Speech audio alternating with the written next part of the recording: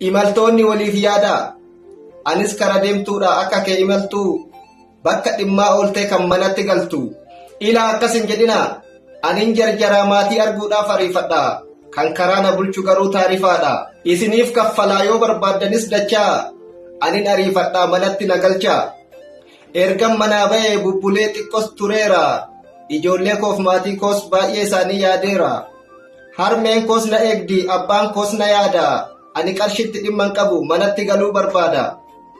Jettee uf abdattee waan jedhan hin kennini. Anoo uf harkaa qaba inni kuun hin qabaa jedhiini. Situ hin beeku malee tarii tokko jira kan liqiin manaa ba'e. Rakkoon jabduuf hamtuun osoo hin beekin irra ga'e.